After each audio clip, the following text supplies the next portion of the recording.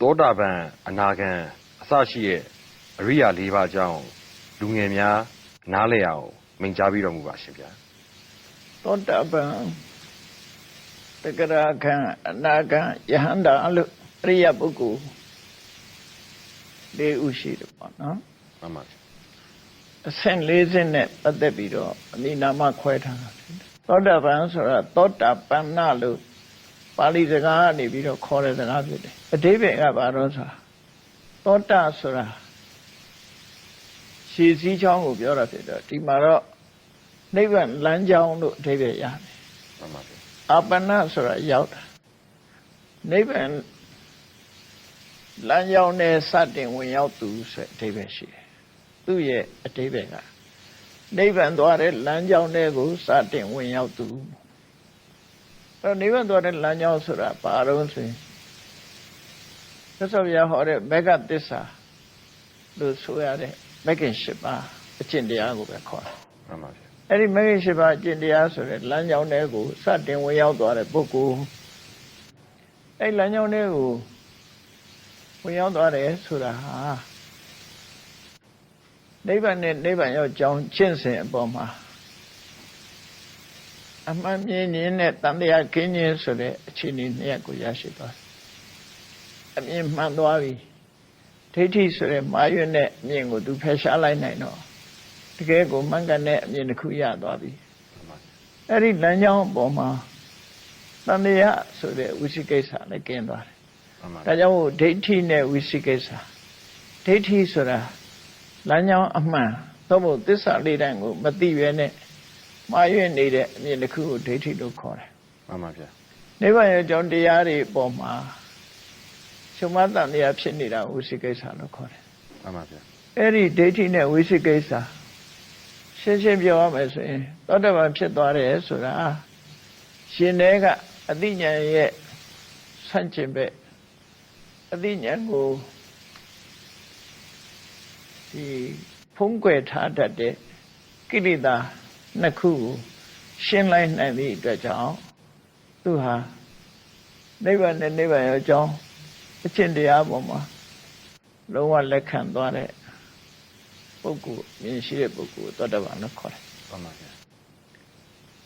ဒုတိယအဆင့်ပုဂ္ဂိုလ်ကြတော့တက္ကတခံလို့ခေါ်တယ်တက္ကတခံဆိုတာပါဠိစကားအစစ်အမှန်ကတ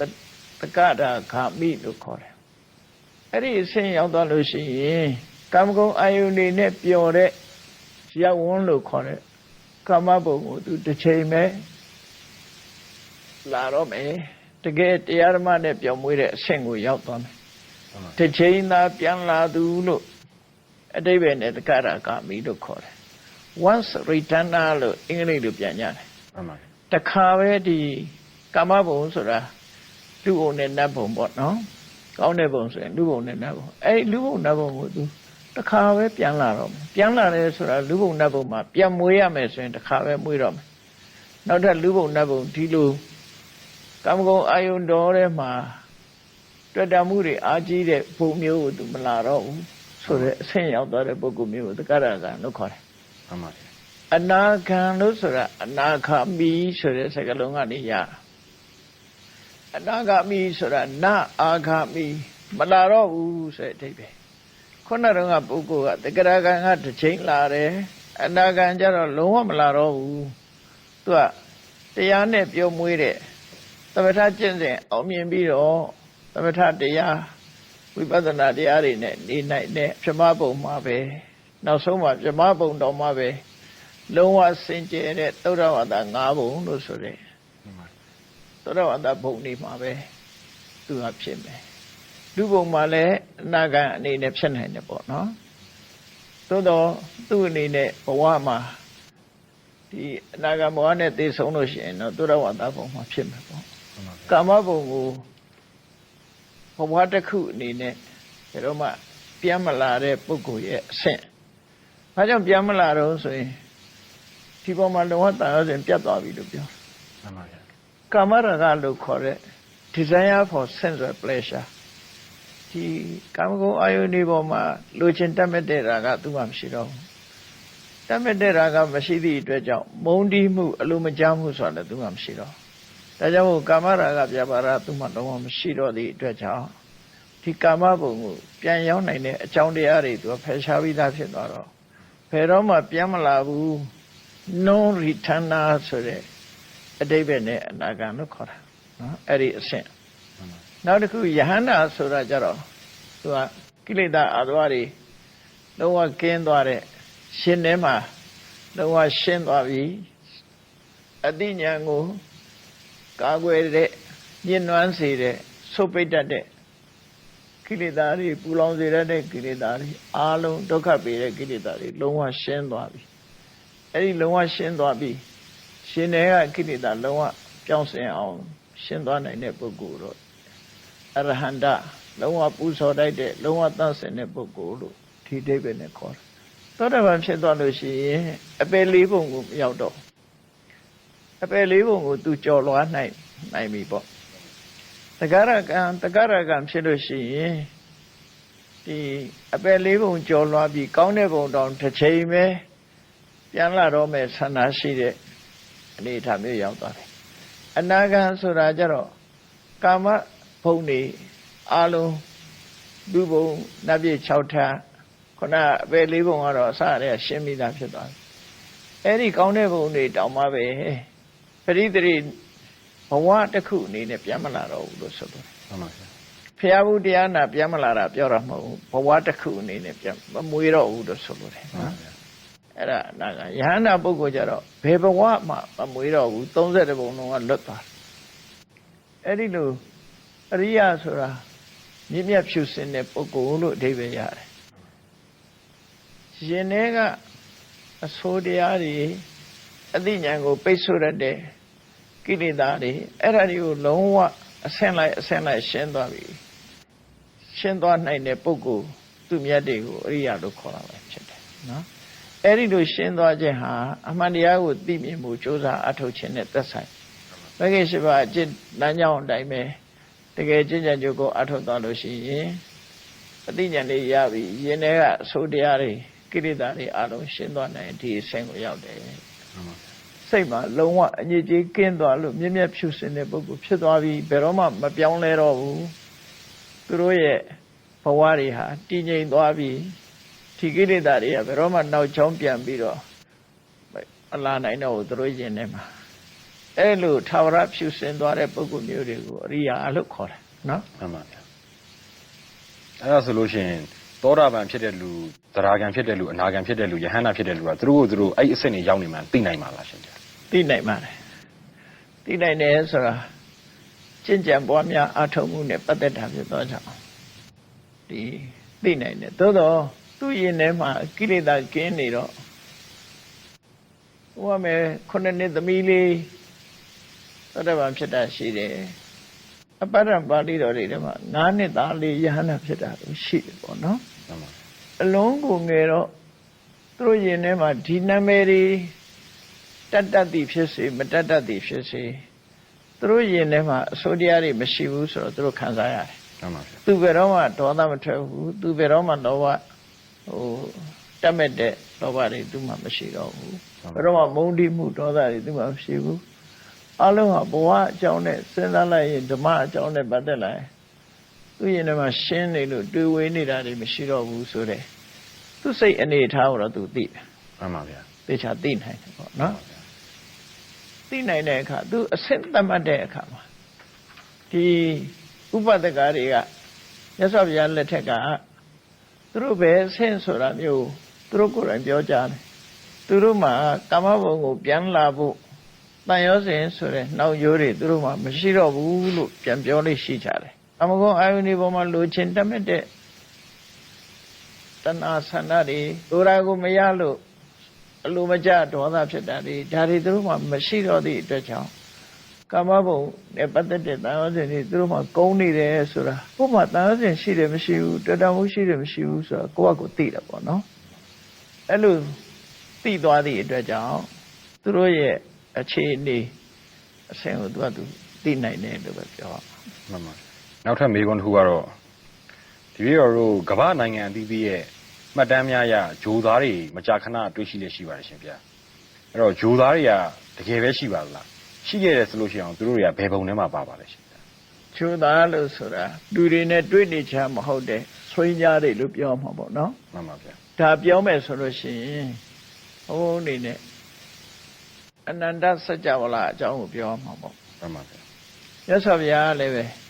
စัจ java လာအသေးဆုံးစัจ java လာဖွဲ့စည်းမှုတွေတခုကစပြီးတော့စัจ java လာ၃မျိုးဖွဲ့စည်းထားတာပြောတယ် မှန်ပါဗျာ ဘုရားကစัจ java လာဆိုတဲ့စကားလုံးကိုတော့မသုံးခဲ့ဘူးလောကဓာတုဆိုတဲ့စကားလုံးကိုသုံးတယ်နံပါတ်1ကသုလနိကလောကဓာတုတယ် မှန်ပါဗျာ အသေးစားလောကဓာတ်အသေးစားစัจ java လာ မှန်ပါဗျာ အဲ့ဒီအသေးစားစัจ java လာမှာလူပြည်ရယ်နတ်ပြည်6ထပ်ရယ်မြင့်မို့တောင်ရယ်လေးချွန်တမြင့်မို့သဘောမျိုးအခုလို Earth planet လို့ဟာမျိုးပေါ့အခုကမ္ဘာချိုကြီးလို့ပြောခြင်းနဲ့ပြောပေါ့ခုခေတ်စကားနဲ့ဆိုရင် မှန်ပါဗျာ ဒီကမ္ဘာလုံးကြီးလို့ဟာမျိုးပေါင်းအရေးအတွက်1000ရှိတယ် မှန်ပါဗျာ အဲ့ဒီ1000နဲ့ဖွဲ့စည်းတာစัจ java လာ1000နဲ့ဖွဲ့စည်းထားတာကိုသုလနိကလောကဓာတုလို့ခေါ်တယ် မှန်ပါဗျာ အဲ့တော့အဲ့ဒီတည်းပဲကြည်လိုက်မယ်ဆိုရင်စัจ java လာ1000ဆိုတဲ့တည်းပဲလူပြည်ကလည်း1000ရှိမယ်နတ်ပြည်တွေကလည်းပဲတစ်ခုတစ်ခု1000စီရှိကြမယ်ဒီသူတို့ရဲ့တီနေရဩဃတလောကကြီးကလည်းပဲ1000စီရှိမှာပေါ့နော် မှန်ပါဗျာ အဲ့ဒီစัจ java လာတွေထဲမှာသက်ရှိတ attva တွေလည်းရှိတာ မှန်ပါဗျာ သက်ရှိတ attva တွေရှိတော့လူသားလို့ပြောရမယ့် attva တွေလည်းရှိတယ်နတ်လို့ပြောရမယ့် attva တွေလည်းရှိတယ်ပေါ့ဖွဲ့စည်းဖို့ညင်တူတူအဲ့ဒါလို့တူနဲ့တူတွေ့ရဖို့အမတန်မှဝေးလံပြီးတော့တူနဲ့တူတွေ့ရဖို့အမတန်ခဲရင်နေပေါ့ မှန်ပါဗျာ အခုတိုက်ကြီးကားတိုက်ခဏခေတ်မှာ Earth planet မှာရှိတဲ့ပုဂ္ဂိုလ်တွေကတော့ရှင်တွေရဲ့အကူအညီနဲ့တွေ့ရှိနေကြတာပေါ့နော် မှန်ပါဗျာ သူတို့ကြတော့အလုံးကိုဝေးလံတဲ့နေရာဆိုလူတွေလက်လန်းမမီတဲ့နေရာတွေမှာရောက်ရှိနေတဲ့ပုဂ္ဂိုလ်တွေကဂျိုသားလို့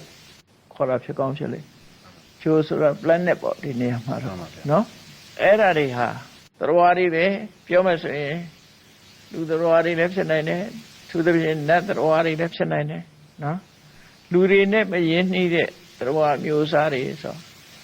အဲ့တော့လူဆိုတာကတော့တကြိုကနေတကြိုသွားနိုင်တဲ့အတိုင်းအတာမရှိတော့နတ်တွေပို့ဖြစ်နိုင်တယ်ပေါ့ မှန်ပါဗျာ သွားနိုင်တဲ့စွမ်းတကူရှိတဲ့နတ်တွေကပို့ဖြစ်နိုင်တယ်ဖြစ်နိုင်တော့ဂျိုသားဆိုတာရှိနိုင်သလားဆိုရှိနိုင်တယ်ပေါ့စัจ java လာတွေရှိနေသည့်အတွက်ကြောင့်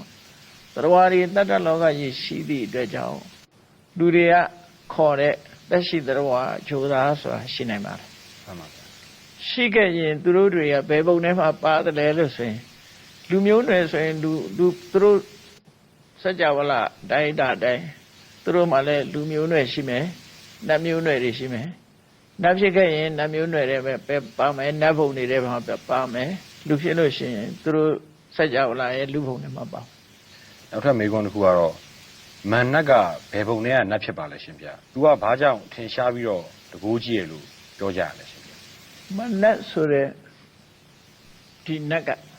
ကုသိုလ်ကောင်းမှုကြောင့်နတ်ဖြစ်ပေမဲ့လို့လူတွေပဲဖြစ်ဖြစ်တိရစ္ဆာန်တွေပဲဖြစ်ဖြစ်အလုံးသရဝါတွေမှာဇေယိုင်းတဲ့ဝါသနာဆိုတာရှိတာ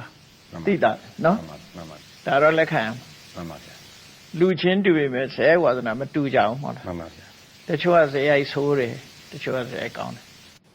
လူပေမဲ့ဖြစ်သဘောကောင်းတဲ့ကောင်ရှိတယ်သဘောဆိုးတဲ့ကောင်ရှိတယ် မှန်ပါ မျိုးမျိုးရှိတယ် မှန်ပါ ဇေယိုင်းဝါသနာအဆိုးပါတဲ့လူတယောက်ကနေပြီးတော့ကုသိုလ်ကောင်းမှုကြောင့်မနတ်ဆိုတာဖြစ်သွားတယ်သူကဘယ်ပုံထဲမှာပါတာတော့ဆိုရင်နတ်ပြည်6ထပ်မှာအမြင့်ဆုံးဖြစ်တဲ့ပရဏိမိတဝတ္တဝတိဆက်ပုံမှာဖြစ်တယ် မှန်ပါ တက်တန်းအရှိဆုံးစီစဉ်ဥစ္စာလည်းအမြင့်မားဆုံးတက်တန်းလည်းရှိဆုံးအဲ့ဒီပုံမှာသူဖြစ်တယ်ဒါပေမဲ့အဲ့ဒီပုံမှာသူကဘယင်တော့မဟုတ်ဘူးအုတ်ချုပ်တဲ့နတ်မင်းကြီးမဟုတ်ဘူးနတ်မင်းကြီးရဲ့စကားနားမထောင်မဲနဲ့လှုပ်ရှားလှုပ်တဲ့နတ်ဒါမို့လို့သူ့ကိုမာရလို့ခေါ်တယ်ပေါ့ဖြည့်စည်းတတ်တဲ့ဝါသနာပါလို့ဖြည့်စည်းရမှသူကခြေနှက်တာ မှန်ပါဗျာ အချောအချွတ်အပျော်အနောက်တင်မကဘူးဖြက်လို့ပြည့်စည်လုပ်ခြင်းနဲ့ဝါသနာတွေဇေယိုက်ဆိုးတွေသူမှပါတယ် မှန်ပါဗျာ အဲ့တော့သူကဝတ္တဝတိနတ်ပြည်က ဝတ္တဝတိနတ်မင်းကြီးကိုပုံကံပြီးသူလှုပ်ရှားလုပ်တဲ့နတ်အဲ့လိုပဲမှတ်ရမှာနော်သူကဘာကြောင့်ထင်ရှားတော့ဆိုတော့လောကမှာကောင်းတဲ့လူတွေဆိုးတဲ့လူကပို့ပြီးတော့ထင်ရှားတာဖြစ်မှန်ပါဗျာမှန်ပါနော်ဆိုးတဲ့လူတွေကပို့ထင်ရှားသူဘာကြောင့်ထင်ရှားတာတော့ဆိုရင်အဆိုးကသူများတဲ့လွန်ကဲလို့သူထင်ရှားတယ်လို့ပြောမှာမှန်ပါဗျာတကူကြည့်တယ်ဆိုတာသူ့ရဲ့ပင်ကိုဝတ္တဝတိနတ်ပြည်ကိုကသူလုပ်ခဲ့တဲ့ကုသိုလ်ကောင်းမှုတွေကြောင့်သူကအစွမ်းတကူကြီးတဲ့ဒီနတ်မျိုးထဲမှာဖြစ်တာမဟုတ်မှန်ပါဗျာသူပင်ကိုကမွေးရတကူသူ့မှာရှိတယ်လို့ပြောနိုင်မှန်ပါဒါကတော့ကုသိုလ်ကောင်းမှုကြောင့်ဖြစ်တာသို့တော့သူများကိုဒုက္ခပေးတယ်ဘာလို့အထူးသဖြင့်ဒုက္ခပေးတယ်ဆိုတာကောင်းတာလုပ်တဲ့ပုဂ္ဂိုလ်တွေကိုသူဒုက္ခပေးတာမှန်ပါသူ့ရဲ့အတွေးအမြင်ကကောင်းတာလုပ်လို့ရှိရင်သူ့ကိုဆန့်ကျင်တယ်လို့ထင်တယ်မှန်ပါမကောင်းတာလုပ်တဲ့လူတွေကသူ့မိတ်ဆွေတွေသူ့အပေါင်းအသင်းတွေပဲလူတွေတောင်မှပဲအခုရှိကြတယ်မဟုတ်လားမိဖြစ်ဆွေဖြစ်ဆိုရင်အယတိသာမတော့စားဘူးဆိုတဲ့ပုဂ္ဂိုလ်ဟာလူတိုင်းနဲ့ပေါင်းသင်းလို့မရတော့မှန်ပါဗျာမှန်ပါဟုတ်တယ်မဟုတ်လားမှန်ပါဗျာဒါကြောင့်အယမတော့ဘူးဆိုရင်အဲ့ဒီဝိုင်းထဲမှာ तू ကသိပြီးတော့ဝင်မဆန်းတော့ဘူးလေမှန်ပါဗျာဟိုမကြိုက်ချင်ကြဘူးပေါ့သဘောမှာမကြိုက်ချင်ကြဘူးဒီနတ်ကလည်းအဲ့တိုင်းပဲသူလိုလှုပ်ပြီးတော့သူလိုမကောင်းတာလုပ်တဲ့လူပဲသူကသဘောကျတယ်မကောင်းတာမလုပ်ဘူးဆိုတဲ့လူကိုသူကဒုက္ခပေးခြင်းမှန်ပါဗျာအဲ့လိုပဲမှတ်မှာမှန်ပါဗျာမှန်ပါတမထနဲ့ဝိပဿနာဆိုတာဘာပါလဲရှင်ဗျာတမထဝိပဿနာအကြောင်းနဲ့၎င်းတို့ရဲ့အစွမ်းထပ်ပုံကိုလူငယ်များနားလည်အောင်အရှင်ဘုရားမိန့်ကြားပြီးတော့မှာတမထဆိုတာစိတ်တည်ရောက်ရက်ခတ်ပြီးအာယုန်တစ်ခုပေါ်မှာစူးစိုက်မှုမရှိအောင်လွင့်ပြန်နေခြင်းကြောင့်ဖြစ်ပေါ်နေတဲ့ပူပင်လှုပ်ရှားမှုတွေကိုငြိမ်းသွားစေနိုင်တဲ့သမာဓိစွမ်းအားကိုခေါ်တာပညာအာယုန်တစ်ခုပေါ်မှာအခြေစိုက်ပြီးတော့ဥပမာမဲ့ကတိုင်းဆိုလို့ရှိရင်ပထဝီကတိုင်းဆိုရင်မြေကတိုင်းဝန်းလေးပေါ်မှာစူးစိုက်ပြီးတော့သမာဓိရအောင်ကြိုးစားအထုတ်တယ်ထွက်လေဝန်းနေဆိုရင်အာနာပါနပညာဆိုတဲ့ကတိုင်းပေါ်မှာခြေဆိုင်ပြီးတော့တမာတိတည်ငြိမ်အောင်ကြိုးစားတယ်အဲ့ဒီတမာတိရအောင်ကြိုးစားပြီးစိတ်တည်ငြိမ်သွားပြီဆိုလို့ရှိရင်ပျော်စရာအာယုန်တွေကိုပျော်ခြင်းနဲ့လောဘကင်းသွားတယ်ပျော်စရာအာယုန်မပျော်ရလို့စိတ်ဆင်းရဲတယ်ဆိုတာလည်းကင်းသွားတယ်သူမှမရှိတော့မှန်ပါနောက်တစ်ခါစိတ်တရားတခြားအာယုန်တွေတော့မှလွင့်ပြန်သွားတယ်စုစည်းလို့မရဘူးဆိုတာလည်းသူမှမရှိတော့မှန်ပါလုံးမိတဲ့အမှားမလုံးမိတဲ့အရာတစ်ခုပေါ်မှာလည်းပဲစိတ်ပူးနေတာမဖြစ်တော့ဘူးဒီအာယုန်နဲ့ပတ်သက်ပြီးတော့စိတ်ဓာတ်ဟာအမြဲတမ်းလန်းဆန်းနေပြီးတော့စိတ်ဓာတ်ကိုတွန့်ဆုတ်သွားစေတဲ့ထိနမိတ်တာဆိုရဲစိတ်ဓာတ်စွမ်းအားမလန်းဆန်းခြင်းရဲ့အကြောင်းတရားတွေနဲ့သူမှမရှိတော့ဘူးနောက်သူ့လုပ်ငန်းနဲ့ပတ်သက်ပြီးတော့ဒီသို့လောငါလုပ်တာဟုတ်မမလားဆိုတဲ့အတွေးတွေလည်းသူမှမရှိတော့အဲ့ဒီနိဝရဏလို့ဆိုတဲ့အဆုတ်အပိတ်တွေသူ့မှာလုံးဝခင်းသွားတယ်မှန်ပါဗျာခင်းသွားသည့်အတွက်အဲ့ဒီကင်းသွားအောင်နိဝရဏတရားတွေကိုငြိမ်းသွားအောင်ငြိမ်းတတ်နိုင်တဲ့သမာဓိချင်းစဉ်တွေကိုသမထလို့ခေါ်တယ်အဲ့ဒါဆိုရင်သမထဥပ္ပခာတရားနဲ့ရောသက်ဆိုင်မှုရှိလားဗျာဥပ္ပခာတရားနဲ့တိုက်ရိုက်ကြီးသက်ဆိုင်မှုမရှိဘူးသူဥပိ္ပခာအမြင့်ဆုံးအဆင့်လို့ပြောမှာဖြစ်တယ်ဒီမှာဗျာနော်ဥပိ္ပခာဆိုတာလူတွေနားလည်နေတဲ့ဥပိ္ပခာနဲ့တခြားစီပေါ့နော်ဒီမှာဗျာလူတွေနားလည်တဲ့ဥပိ္ပခာတမျိုးသူကဒီဥပိ္ပခာဆိုတာ equanimity လို့ခေါ်တဲ့စိတ်ဓာတ်တည်ငြိမ်သွားမှုစိတ်ဓာတ်ဟာအစွန်းရောက်တာမျိုးမဖြစ်တော့ချစ်ချင်းမုန်းချင်းဆိုတဲ့အစွန်းတွေပဲကိုမရောက်တော့ပဲနဲ့စိတ်ဓာတ်ဟာတည်ငြိမ်သွားတဲ့အနေအထားမျိုးဆိုတဲ့ဥပိ္ပခမျိုးကအဆင့်မြင့်တယ်မှန်ပါခံစားချက်မှာဒုက္ခလည်းမဟုတ်ဘူးဒုက္ခလည်းမဟုတ်ဘူးဆိုတဲ့ဆင်းရဲတာလည်းမဟုတ်ဘူးချမ်းသာတာလည်းမဟုတ်ဘူးဆိုတဲ့စัจ जा ခံစားမှုလေးတွေမသိနိုင်တဲ့စัจ जा ခံစားမှုလေးတွေကိုလည်းဥပိ္ပခလို့ခေါ်တယ်တင်ပါဗျာအဲ့တော့ဥပိ္ပခက10မျိုးတောင်ရှိတယ်တင်ပါဗျာ10မျိုးတောင်ရှိတယ်ဆိုတော့ခုနဘုံဘုံကဖြေလိုက်တာဥပိ္ပခဆိုတာကိုအဲ့ဒီ equanimity ဆိုတဲ့ဥပိ္ပခမျိုးနဲ့ဖြေလိုက်တာတင်ပါဗျာတကယ်ကတော့ဥပိ္ပခတွေကအများကြီးရှိတယ်တင်ပါဗျာနော်တင်ပါဗျာအဲ့တော့သူကဒါနဲ့တိုက်ရိုက်သက်ဆိုင်မှုမရှိဘူးသက်ဆိုင်တာလည်းဖြစ် ကျင့်စဉ်မှာတော့သက်ဆိုင်မှုမရှိဘူးအမြင့်ဆုံးရသွားရင်အဲ့ဒီခုန equanimity ဖြစ်သွားတာပဲ တင်ပါဗျာ နော်နောက်ဝိပဿနာဆိုတာဝိဆိုတာမတူထူးခြားတဲ့ပဿနာရှုမြင်မှုအများမြင်တယ်လို့မြင်တာမဟုတ်ဘဲနဲ့ထူးခြားတဲ့အမြင်တရားကိုဝိပဿနာလို့ခေါ်တယ်အဲ့တော့အများမြင်တာကဘာမြင်တော့ဆိုလို့ရှိရင်ဒီကိုကြုံတွေ့နေရတဲ့ကိုယ်ဘဝကိုယ့်ရဲ့ခန္ဓာစသည်ပတ်ဝန်းကျင်ကိုသာဝရလို့လူတွေကမြင်ကြတယ်သာဝရမဟုတ်ဘူးလို့မြင်တဲ့အမြင်ကဒါဝိပဿနာအမြင်ဖြစ်တာ မှန်ပါဗျာ အလုံးကကျင့်တတ်เสียလို့မြင်တယ်ကျင့်တတ်เสียမကောင်းမှုလို့မြင်တဲ့အမြင်မှမြင်လာတဲ့အခါကျတော့ဒါထူးခြားတဲ့အမြင်တစ်ခု မှန်ပါဗျာ အလုံးကကိုလို့ရင်ရတယ်လို့မြင်ကြတယ်ကိုလို့ရင်အလုံးဖြစ်တာမဟုတ်ဘူးဆိုတာကိုမြင်တာဒါထူးခြားတဲ့အမြင်လို့ပြော မှန်ပါဗျာ မြန်မာစကားလုံးမဟုတ်ပဲနဲ့ပါဠိစကားလုံးပြောနေကြကြားနေကြနဲ့ပြောမယ်ဆိုရင်အနိစ္စဒုက္ခအနတ္တလို့မြင်တာအနိစ္စဆိုတာသာဝရမဟုတ်ဘူးဖြစ်ပြီးပြောက်သွားတယ်ဒုက္ခဆိုတာသာဝရအစဉ်ပြေနေတာမဟုတ်ဘူးအစဉ်မပြေမှုတွေရှိတယ် တင်ပါဗျာ အနတ္တဆိုတာကိုလို့ချင်နိုင်မဖြစ်ဘူးသူ့တော်ဝါသူဆောင်တယ်ကိုယ့်ရဲ့အလိုမလိုက်ဘူးဆိုရင် တင်ပါဗျာ အဲ့ဒီအမြင်นี่အနိစ္စဒုက္ခအနတ္တလို့ရှုမြင်နိုင်တဲ့အမြင်ကိုဝိပဿနာလို့ခေါ်တယ် တင်ပါဗျာ သူကပညာ တင်ပါ သမထကသမာဓိဝိပဿနာကပညာ တင်ပါဗျာ သူတို့ဘယ်လိုအစွမ်းထက်တယ်လဲဆိုရင်တော့သမထကစိတ်ကိုတည်ငြိမ်အောင်ထားပြီးတော့အစွမ်းတကူတွေကိုရရှိအောင်ဖန်ဆင်းနိုင်တယ်ဒါသမထ တင်ပါဗျာ ဝိပဿနာဆိုတာကြတော့သဘာဝတရားတွေပေါ်မှာသူကရှုမြင်သုံးသပ်မှုနဲ့ရှင်ထဲကတွေ့တာမှုရှင်ထဲကမုန်းတိမှုတွေကိုဖယ်ရှားနိုင် တင်ပါဗျာ ရပ်တန့်တော့အောင်လုပ်နိုင်တယ် တင်ပါဗျာ နောက်ဆုံးဖယ်ရှားလိုက်တာတော့ဝိပဿနာကဒီကိလေသာတွေကိုလုံးဝဖယ်ရှင်းနိုင်တဲ့မက်ကိုရောက်ရှိတော့အောင်ပို့ဆောင်ပေးနိုင်တယ်သူက တင်ပါဗျာ ခုနသောတာပန်ဖြစ်အောင်လည်းဝိပဿနာပို့ဆောင်ပေးတယ်တဂရကံအနာကံယဟနာဖြစ်ဖို့လည်းဝိပဿနာပို့ဆောင်ပေးတယ်အဲ့တော့သူ့ရဲ့အစွမ်းထက်မှုကတော့ရှင်တွေကအဆိုးတရားတွေကိုလုံးဝရှင်းပြီးတော့မြင့်မြတ်ဖြူစင်တဲ့ပုဂ္ဂိုလ်ဖြစ်ကိုဝိပဿနာကပို့ဆောင်ပေးတယ်သမထတတ္တကအဲ့ဒီထီအောင်ပို့ဆောင်မပေးနိုင်ဘူး တင်ပါဗျာ အစွမ်းတကူတွေတော့သမထကဖန်တီးပေးနိုင်တယ် တင်ပါ နော်ဝိပဿနာရဲ့အစွမ်းတကူကြတော့ပါတော့ဆိုရင်သူကသူ့ရဲ့လွတ်မြောက်မှုကတွေ့တာမှုကင်းရှင်းခြင်းနဲ့ဘုံဒီမှုကင်းရှင်းခြင်းပဲဖြစ်တယ် တင်ပါဗျာ သူ့စိတ်ကိုသူပိုင်နိုင်သွားတယ် တင်ပါဗျာ အဲ့ဒါကြောင့်မို့လို့ဝိပဿနာဟာတော့နိဗ္ဗာန်ကြောင့်နဲ့အနည်းဆုံးဖြစ်လို့ဖျားပွင့်မှပဲဝိပဿနာဆိုတာသိတယ်သမထကဖျားမပွင့်ခင်ကတည်းကရှိတယ် တင်ပါဗျာ နော်တော့ဝိပဿနာကိုပေါ့ရောက်တာဆိုတာဘုရားရဲ့ Buddhist origin လို့ပြောရမှာပဲဝိပဿနာတရားကဘုရားရဲ့ origin ပဲ တင်ပါဗျာ ကျန်တဲ့ဘာသာတွေမှာမရှိနိုင်ဘူးပေါ့နော် တင်ပါဗျာ အဲ့လိုမှတ်ရမယ် တင်ပါဗျာအဲ့တော့တမထနဲ့ဝိပဿနာကျင့်မှုအတွက်ဆိုရင်ဘလို့လိုအပ်ချက်တွေလိုပါလဲဗျာဘယ်အရွယ်တွေမှာကျင့်လို့ရပါသလဲနောက်ပြီးတော့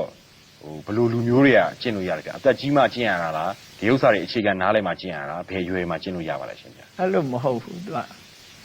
အရွယ်နဲ့လည်းသက်ဆိုင်မှုမရှိဘူးနော်ဟိုသက်ဆိုင်တယ်လို့ပြောရမယ်ဆိုရင်ကတော့နံပါတ်1ကဆန္ဒနဲ့သက်ဆိုင်တယ် တင်ပါဗျာ လူတစ်ခုက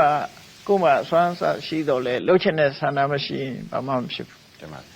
ကိုယ်ကသမထကျင့်ကျင်တယ်ဝိပဿနာကျင့်ကျင်တယ်ဆိုတဲ့ဆန္ဒနဲ့သက်ဆိုင်တယ်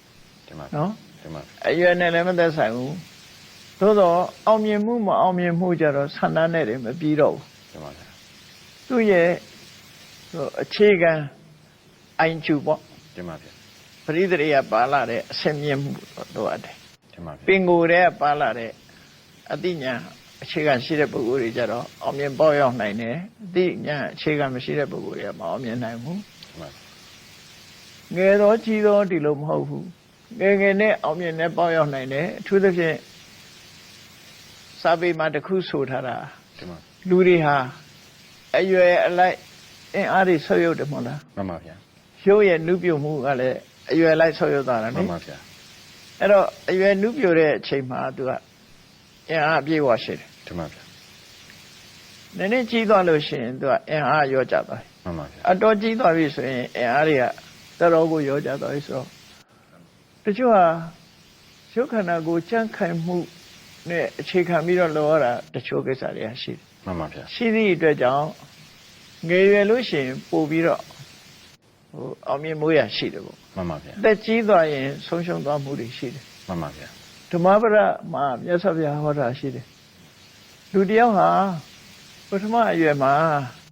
စီးပွားဥစ္စာရှာလိုက်မယ်ဆိုရင်ပထမအတန်းတစ်ထေးဖြစ်နိုင်တယ် မှန်ပါဗျာ ဒုတိယအရွယ်ကျမှရှာတဲ့ပုဂ္ဂိုလ်ကဒုတိယတန်းတစ်ထေးလောက်ပဲဖြစ်မယ်ပထမတန်းအဆင့်မရောက်တော့ဘူးတဲ့တတိယအရွယ်ကျမှစီးပွားလို့ရှိရင်တတိယတန်းအဆင့်လောက်ပဲရပဲ တင်ပါ ဘာဖြစ်လို့လဲဆိုဆုတ်ယုတ်သွားပြီပေါ့ မှန်ပါဗျာ အဲ့ဒါလိုပဲတရားဓမ္မကျင့်ကြံကြိုးကိုအထောက်တဲ့အခါမှာပထမအရွယ်မှာကျင့်မဲ့ဆိုရင်ယဟန္တာထီအောင်ဖြစ်သွားနိုင်တယ်ဒုတိယအရွယ်လောက်ကျတော့သဂရကအနာဂံလောက်ဖြစ်ပြီးတတိယအရွယ်ကျတော့သောတပန်လောက်ဖြစ်ပြီးအဲ့အရွယ်လွန်သွားရင်ဘာမှမဖြစ်တော့ဘူးဆိုတာမျိုးလည်းဖြစ်တယ် တင်ပါဗျာနောက်ထပ်မိကုန်းတစ်ခုကတော့ဖျားဂုံတော်ကိုးပါးမှာပါဝင်တဲ့ဝိဇ္ဇာဇာရဏတမန်တော်မှာပါဝင်တဲ့ဂုံတော်အချက်လက်များကိုရှင်းပြပြပါရှင်ဗျာဝိဇ္ဇာဆိုတာဘာပါလဲဇာရဏဆိုတာဘာပါလဲတမန်တော်ဆိုတာဘာပါလဲရှင်ဗျာ အဲ့ဒီမှာနှစ်ခုပဲမေကုန်းကမေးရမယ် တင်ပါဗျာ ဝိဇ္ဇာ3ပါးနဲ့စရဏ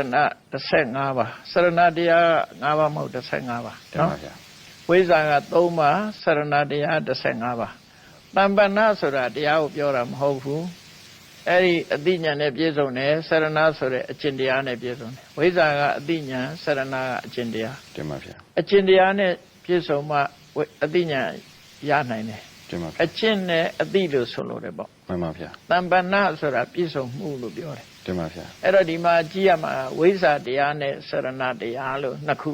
ခွဲပြီးတော့ပြောမယ် မှန်ပါဗျာ နော် မှန်ပါဗျာ အကျင့်လည်းရှိရမယ်အသိဉာဏ်နဲ့လည်းပြည့်စုံရမယ် မှန်ပါဗျာ အကျင့်တရားကြတော့15ပါးလို့ဆိုတဲ့အထက်မှာအခြေခံကစပြီးတော့ပြောရမယ်ဆိုရင်သူက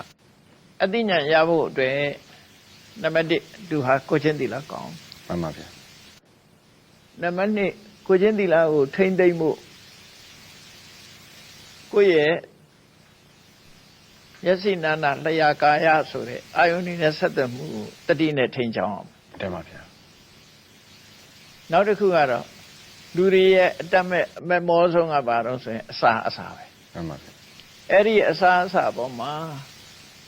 ရတ္တတဏမဖြစ်အောင်လို့သူကအတိုင်းအတာနဲ့ဒီအတွေးခေါ်နဲ့မှန်ကန်တဲ့ရွေချင်းနဲ့စားတာကိုဘောဇနီမတ္တညုတာလို့ခေါ်တယ် မှန်ပါဗျာ ကိုယ်နဲ့တဲ့တာမတဲ့တာစားတဲ့အတိုင်းအတာပမာဏအဲ့ဒါတွေကိုဒါဆရဏတရားထဲမှာပါ တင်ပါဗျာ အခြေခံကျင့်စဉ်လို့ခေါ်တယ် တင်ပါ နောက်တစ်ခုကျတော့ကိုယ့်ရင်ထဲကအဆိုးတရားတွေအသိပညာကိုစုပ်ပိတ်တတ်တဲ့တရားတွေကိုနိုးနိုးကြားကြားနဲ့တန်ရှင်းတော့အမြဲတမ်းလေ့ကျင့်ရမယ် တင်ပါ ဆိုပါစို့တတိလေ့ကျင့်တတိကိုလေ့ကျင့်မွေးမြူရမယ်ပညာကိုလေ့ကျင့်မွေးမြူရမယ် တင်ပါဗျာ တတိနဲ့သမ္ပစဉ္ညာအခုခေတ်ပြောတဲ့ mindfulness နဲ့ comprehension ကိုလေ့ကျင့်မွေးမြူရမယ် တင်ပါဗျာ အဲ့ဒီလေ့ကျင့်မွေးမြူတဲ့အကျင့်ကိုစာကရိယာနုယောဂလို့ခေါ်တယ်အဲ့ဒီပထမတအုပ်စုကဒီ၄ခု တင်ပါ နော်စရဏတရား15ပါးဆိုတဲ့အချိန်မှာဒီ၄ခုကပထမအုပ်စု တင်ပါဗျာ သီလရယ်အိန္ဒြေတွေကိုထိမ့်သိမ်းဆောက်ရှောက်မှုရယ်အစာရနဲ့ပတ်သက်ပြီးအတိုင်းအတာသိမှုရယ် တင်ပါဗျာ နောက်တစ်ခါနိုးနိုးကြားကြားနဲ့ကိုယ်စိတ်ဓာတ်ကိုတန့်ရှင်းအောင်လေ့ကျင့်ခြင်းရယ် တင်ပါဗျာ အဲ့ဒီ၄ခုကစရဏတရားရဲ့အခြေခံ၄ခုပဲ တင်ပါဗျာ ပြည့်စုံရမယ့်ဟာတွေကဘာတွေတုံးဆိုရင်တတ္တရယ်ဟိရိရယ်ပတ္တပရယ် တင်ပါဗျာ နော်ဘဟုတုတရယ် တင်ပါဗျာ ဝိရိယရယ် တင်ပါဗျာ သမာဓိရယ် တင်ပါ ပ ဗျာ ညာရယ်ဆို တင်ပါ သူတော်ကောင်းတရား9ပါးလို့ခေါ်တယ် တင်ပါဗျာ အဲ့ဒီသူတော်ကောင်းတရား9ပါးနောက်ပြီးတော့14ပါး15ပါး တင်ပါဗျာ ပေါင်းလိုက်တဲ့အခါကျတော့စရဏတရား15ပါးအဲ့ဒါကြအစစ်မြင့်သွားပြီပေါ့သမထကျင့်စဉ်ကျင့်လို့ရတယ်15ပါး တင်ပါဗျာ အဲ့ဒါတွေကိုနိဗ္ဗာန်ရဲ့အကြောင်းတရားဆိုပြီးတော့စရဏတရား15ပါးလို့ဒီလိုခေါ်တယ် တင် နော် ပါဗျာ ဝိဇ္ဇာ3ပါးဆိုတာကတော့အတိတ်ဘဝကိုပြန်ပြီးတော့သိနိုင်တဲ့ပုဗ္ဗေနိဝါဒနုတ္တိဝိဇ္ဇာအတိတ်ဘဝကိုပြန်သိတဲ့အတိဒေဝစက္ခုဆိုတာဘလောက်ပဲဝေးကွာဘလောက်ပဲသေးဘလောက်ပဲဖုံးကွယ်ထားမြင်နိုင်စွမ်းရှိတဲ့အမြင် တင်ပါ အဲ့ဒါဝိဇ္ဇာတစ်ခုနောက်ဆုံးကကိလေသာအာသဝတွေယင်းထဲကအကုန်ရှင်းနိုင်တာပဲဝိဇ္ဇာတစ်ခုပဲ တင်ပါဗျာ ပေါင်းလိုက်တော့အလုံးသိပါလိမ့်မယ်ပုထိအားဆိုတာကြားဘူးတယ်မဟုတ်လားပုဆိုတာပုဝေနိဝတ္တအတိတ်ဘဝကိုသိနိုင်တာဓိဆိုတာဒိဗ္ဗစက္ခုဝေးလံနဲ့သိငယ်တဲ့ဖုံးကွယ်တဲ့အရာတွေကိုမြင်နိုင်တဲ့စွမ်းရည်တတိပေါ့တာမန်မျက်စိနဲ့မမြင်တာတွေကိုသူမြင်လို့ရတယ်တမန်ဗျာအာဆိုတာအသွဲခရရှင်ထဲမှာရှိတယ်မပြတ်အဆိုးတရားတွေဖြစ်နေတာတွေကိုရပ်တန့်တော့အောင်လုပ်နိုင်တဲ့စွမ်းရည်တတိပေါ့နော်ဉာဏ်တစ်ခုပေါ့အဲ့ဒီသုံးခုကိုဝိဇ္ဇာသုံးပါးလို့ခေါ်တယ်တမန်ဖျားဖြစ်ပြီဆိုရင်အဲ့ဒီစရဏတရား15ပါးကျင့်ကြံကြိုးကိုအထုတ်ပြီးတော့ဝိဇ္ဇာဉာဏ်3ပါးကိုရထားတယ်ဒါကိုဝိဇ္ဇာရဏတမ္ပနောလို့ခေါ်တယ်တမန်ဗျာအဲ့ဒီအရေးချင်းတွေရှိတယ်တမန်နော်တမန်ဗျာ